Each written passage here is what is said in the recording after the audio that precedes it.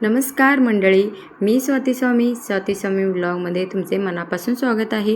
मी mehndi makeup artist आणि त्यासोबत beautician आणि फॅशन डिझायनर देखील आहे। तर हे सगळं रुखवतीचं बघून तुम्हाला प्रश्न पडला असेलच, कारण हे रुखवतीचं काय दाखवत आहे हे। तर हे सगळं रुखवत माझ्या मम्मीनं बनवलेलं आहे आणि आज मी माहेरी आलेले आहे आणि ज्या मुलीचा मला मेकअपचा ऑर्डर आहे त्याच मुलीचं हे रुखवतीचं ऑर्डर मम्मीला आलेलं आहे आणि माझी मम्मी खरंच खूप सुगरण आहे, खूप छान सुगरण आहे। मी आता ज्या सगळ्या क्षेत्रात जे काम करते त्याचं क्रेडिट सगळं माझ्या मम्मीला जातं, कारण माझी मम्मी कोणतेही काम जमत नाही, कोणतेही काम मला येत नाही असं कधीच नाही म्हणत। आपण प्रयत्न तरी करून बघूया असं मम्मीचं म्हणणं असतं, कोणतेही काम येत नाही असं मागं सरत नाही मम्मी। तर मम्मी आमची रुखवतीचं पण बनवते, शिलाईचं तर इतकं मस्त शिलाई करते आमची मम्मी। कुठलंही पॅटर्न आमच्या मम्मीला येत नाही असं नाही। मी जे आता एक फॅशन डिझायनर आहे त्याचं सगळं क्रेडिट माझ्या मम्मीला जातं, कारण माझी पहिली गुरु म्हणजे माझी मम्मीच आहे। तर बस आता स्वतःचं कौतुक बस झालं। तर आता तुम्हाला रुखवतीबद्दल सांगते मी। तर रुखवत बनवताना मम्मी थोडेसे कलरमध्ये आणि थोडेसे पांढरे रुखवतीचे जे सांडगे असतात ते बनवत्या, जसं कस्टमरना हवे असतात तसं बनवून देत्या। बरेच पापड हवेचे पापड घालून घेतलं, हे थोडेसे पटकन होतात, फक्त रवा असं पाण्यात शिजवून त्यात थोडंसं मीठ वगैरे आणि आपल्याला हवे तसे कलर घालून हे असे पापड घालून घ्यायचे आणि जे पापड देखील घालायचे आहेत ते देखील शिजवून ठेवलेलं। तर हे बघा किती छान असे कलरमध्ये पापड झालेले आहेत घालून, आणि जे काही थोडे कलर राहिलेले ते थोडे मम्मीने असे म्हणजे पापडाच्या मधोमध असे थोडेसे टिपके ठेवलेले, कारण ते देखील खूप छान दिसतात। त्याच्यानंतर हे तर आम्ही शाबूचं जे शिजवून ठेवलेलं ते देखील पापड हे पण रुखवतीचेच आहेत आणि हे देखील मम्मीनं पटपट घालून घेते। हे रुखवतीचे पापड घालून झाल्यानंतर आम्ही इथे जे करंजा पुऱ्या जे आहेत त्याच्या तयारीला लागलो, आणि हे जे आम्ही पुऱ्या बनवतो रुखवतीचे त्याच्यावरती असं नवरीचे म्हणजे जे काही त्यांनी नावं असतात नवरा नवरीचे त्यांचे नावं वगैरे लिहून छान असं डिझाईन वगैरे काढायचं काम चालू होतं, आणि हे माझ्या आवडीचं काम म्हटलं तर काही हरकत नाही। त्यांनी पुऱ्या लाटून त्याच्या सारण भरून वगैरे देत होते आणि मी वरती असं डिझाईन काढायचं, नावं लिहायचं वगैरे हे काम माझं चालू होतं। आणि हे देखील फ्रूट कलरच आहे। हे थोडंसं मी पाण्यामध्ये थोडंसं थेंबर पाणी घालून असं लिक्विड टाईप करून आहे ना, ते थोडंसं असं नाव लिहिण्यासाठी वापरायचं, आणि हे तळल्यानंतर देखील असेच दिसतात। आणि हे सगळं काम करायचं म्हणजे एकट्या किंवा दोघांचं काम नाही आहे, त्यामुळे मी शेजारच्या मुलींना पण बोलवलेलं आणि व्हिडिओ करताना ते थोडेसे लाजत होते।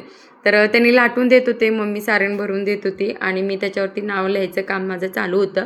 आणि हे सगळं झाल्यानंतर मग एकदमच तळाला घेता येते म्हणून आम्ही अशा पुऱ्या करंज्या वगैरे सगळं लाटायचं आणि त्याच्यावरती नाव लिहायचं वगैरे चालू होतं। पुऱ्यांचं सगळं डिझाईन करून झाल्यानंतर मी इथे एक मोठी पोळी लाटून घेतलेली आहे। जेवढे पॉसिबल होतात तेवढे सगळे आम्ही रुखवतीचं बनवायचा प्रयत्न करत असतो, म्हणजे रुखवतीत जास्तीत जास्त आता हे करंज्याचाच प्रकार आहे, ह्यामध्ये आम्ही पुऱ्या लाटून घेतलं, त्याच्यानंतर ह्या अशा घडी करून घेऊन हे देखील लाटून घेतलं आणि त्याच्यावरती नाव वगैरे लिहून आहे ना आम्ही असे रुखवतीचे तयार करतो। तर हे बघा किती छान असे टुम्मू फुगलेले आहेत पुऱ्या, एकापेक्षा एक सुंदर झालेल्या तुम्ही व्हिडिओमध्ये पाहू शकता किती छान झालेले आहेत। त्याच्यानंतर हे सगळं आम्ही थंड होण्यासाठी एका मोठ्या बुट्टीत काढून घेतलं। तर इथे बघा खूप असं म्हणजे सगळे कलरचे असे पुऱ्या खूप छान दिसत होते, आणि हे पॅकिंग करताना देखील आम्ही पुऱ्या वेगळे आणि हे घडीच्या पोळ्या वेगळे आणि करंज्या वेगळे आणि इथं फुलं देखील मम्मी बनवून घेतलेलं, ह्याच पिठाचे त्या सारण वगैरे काही घातलं नाही, फक्त डिझाईनचे फुलं बनवून घेतलेलं, ते पण खूप छान दिसत होते। म्हणजे एकाच कणकेत आम्ही खूप प्रकार बनवून घेतो, म्हणजे ते छान दिसतात। आणि हे बघा फुलं पण मम्मीनं बनवून घेतलेलं, अशा पद्धतीनं म्हणजे करंज्याचं जे पुरी वगैरे आहे ते तयार झालेलं आहे। त्याच्यानंतर तेल गरम होतं आणि इकडं शेवचं आणि चकलीचं देखील पीठ मम्मी बनवून ठेवलेलं।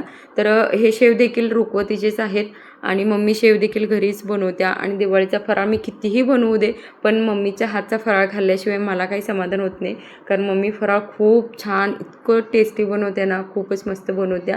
हे जसे रेडीमेडचे सेव असतात ना तसेच लागतात, आणि एकेकांचे सेव घरी बनवल्यानंतर थोडेसे काळे पडतात, पण तसे काही नाही मम्मीचे शेव, आणि हे रेडीमेड आणल्यासारखेच वाटतात। हे बघा तुम्ही कलर देखील व्हिडिओमध्ये पाहू शकता किती छान झालेले आहे शेव। तर एवढे शेव करून झाल्यानंतर आम्हाला चकली देखील करायचं आहे. त्याचं देखील मम्मी पीठ मळून ठेवलेलं. तर मम्मी तिकडे शेव तळत होती तोपर्यंत मी इकडे चकली घालून दिलं आणि शेव झाल्यानंतर आम्ही चकली देखील तळायला घेतलं आणि ह्याचं आम्ही म्हणजे चकलीचं जे पीठ असतं ते काही बनवलं नाही. फक्त फुटाण डाळ आणि तांदळाचं पीठ मिक्स करून आम्ही बनवलेलं आणि हे देखील खूप छान खुसखुशीत झालते. ह्यांचा ऑर्डर अचानक आल्यामुळे आम्हाला भाजणीचं वगैरे काही अशी तयारी करायला मिळाली नाही. तर असं सगळं आमचं फराळाचं सगळं बनवून झालं.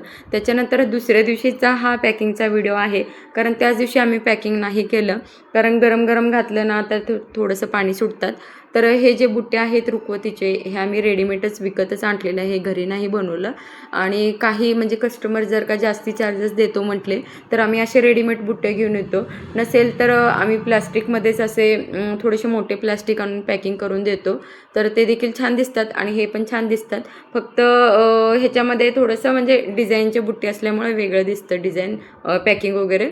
तर मी काय केलं, आम्ही 1-2 डझन बुट्ट्या घेऊन आलतं. तर त्यामध्ये आहे ना एक प्रकारचे फराळ आम्ही बनवून आहे ना वरती असं बांधून घेतलं. म्हणजे करंज्या एकामध्ये, पुरी एकामध्ये, हे जे फुलं आहेत हे फुलं एकामध्ये. तर प्रत्येकाचे वेगवेगळे केले ना तर खूप छान दिसतात ते. थोडेसे करंज्या मात्र थोडेसे मोठे झालते, पुरी आणि करंज्या. कारण आम्ही छान दिसतात म्हणून आम्ही थोडे मोठे मोठे बनवलेलं आणि ते मला वाटते थोडेसे मोठे झाले ते करंज्या. ह्याच्यापेक्षा जरा छोटे बनवले असते तर एका बुट्टीत असं जास्त बसले असते ते. आणि पुऱ्या पण मोठ्या झालत्या. पण अशा पद्धतीनं आमचं सगळं रुखवतीचं तयार झालेलं आहे. आणि हे शेवया तेवढं आम्ही विकत आणलेलं आहे, कारण शेवया आम्ही घरी बनवत नाही. फक्त आणि सांडग्याच्या नळ्या तेवढं आम्ही विकत आणलेलं. बाकी सगळं फराळाचं जे आहे हे पापड वगैरे सगळं मम्मी घरीच बनवलेलं. हे पापडाचे सगळे प्रकार मम्मीनं घरी बनवलेलं. हे चिवडा आणि बाकी पुऱ्या, करंजा, शेव आणि पापडी पण दिसतं तुम्हाला, पापडी पण बनवलेलं घरीच. आणि असं सगळं फराळाचं जे आहे आम्ही बनवून ते छान असं पॅकिंग केलेलं. आणि शंकरपाळे देखील बनवलेलं मम्मीनं. रात्री उशीर झालं तर बनवायला, त्यामुळे आम्ही व्हिडिओ केला नाही. तर हे सगळं रुखवतीचं अशा पद्धतीनं तयार झालं. बाकीचं सगळं जे सांडगं आहे ते प्लॅस्टिकमध्ये पॅक करून घेतलेलं आहे. ह्याला बुट्टी आणलं नव्हतं, हे प्लॅस्टिकमध्ये छान दिसतात म्हणून मी हे प्लॅस्टिकमध्ये पॅक करून घेतलं. फराळाला तेवढंच आम्ही रेडीमेड बुट्ट्या घेऊन आलतं. आणि शेवयासाठी काय केलं होतं, जे साडीचे बॉक्स असतात त्याच्यामध्ये ठेवून वरती त्याला प्लॅस्टिक चिटकून घेतलेलं. आता हे जे तयार झालेलं आहे सगळं रुखवतीचं आम्ही एका मोठ्या बॉक्समध्ये सगळं व्यवस्थित पॅक करून त्यांच्या घरी आम्ही पोच करणार आहे किंवा त्यांनीच येऊन घेऊन जातील. तर हे बघा असं सगळं तयार झालेलं आहे.